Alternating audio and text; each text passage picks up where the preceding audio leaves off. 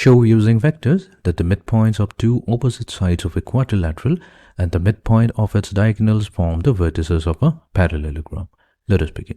So we'll try to understand the problem with the help of a diagram first. So here we have a quadrilateral with the vertices A, B, C and D. We're going to consider the side AB and a point E on it. E is going to be the midpoint of the side AB.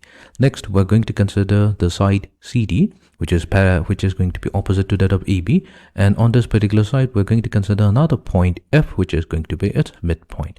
Then we joined the opposite vertices to get the diagonals of the quadrilateral. So here we have two diagonals, AC and BD. On AC, we're considering a point G, such that G is going to be the midpoint of AC. And on the diagonal BD, we consider a point H. H is going to be the midpoint of BD. Now, when we join all of these four midpoints, E, G, F, and H, we're going to get another quadrilateral. So our goal will be to show that EGFH is a parallelogram. Okay, let us begin. Now what we'll do, we will first define the position vector of each of the four vertices of the quadrilateral.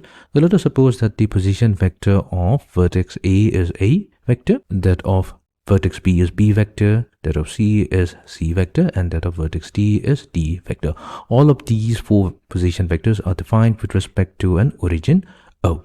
Now, what we'll do, now that we have the position vector of each of the four vertices, we will define the position vector of the midpoint. Now, let's start with E. So here E, being the midpoint of AB, also tells us that E is dividing AB in the ratio 1:1 internally. So here we can use the internal section formula to define the position vector of E. Now that means OE vector, the position vector point E is going to be A vector plus B vector divided by 2. Similarly, we can define the position vector of F, because F divides DC in the ratio 1:1. We have OF vector given by C vector plus D vector whole divided by 2. Then we have G being the midpoint of AC. So this gives us OG vector, that will be equals to A vector plus C vector all divided by 2. And then we have H, the point H, which divides BD internally in the ratio 1:1. So we have OH vector. That's going to be B vector plus D vector whole divided by 2. So now we have the position vector of the 4 points of the quadrilateral EGFH. Now, in order to show that it's a parallelogram, so we'll take any one side. So let's start with the side GS, and we are going to consider the vector GF. Now, how do we define GF?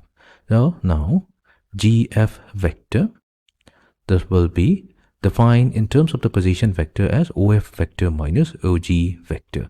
Since we have OF as well as OG vector, so let's use those values. So OF vector, that's going to be C vector plus D vector whole divided by 2. Minus OG vector, so that's A vector plus C vector whole divided by 2. Now this will be equals to D vector minus A vector whole divided by 2. Fine. Next, we will be considering the vector EH going from E to H. So let's define EH vector. EH vector, so that's going to be equals to OH vector minus OE vector.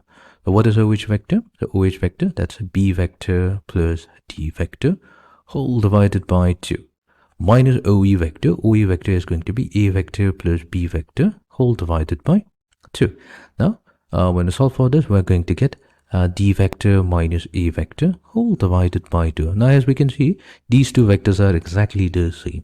So here we have obtained that this implies the GF vector, that's going to be equals to EH vector. Now, this means that the opposite sides are parallel and equal to each other. Similarly, we can also show that if we consider, let's say, the vector GE vector, then GE vector is going to be exactly the same as FH vector.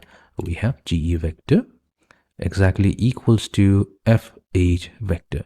So these two conditions tells us that the quadrilateral E, G, F, and H, we have hence E, G, F, H. So this is a parallelogram. So that is what we were asked to show.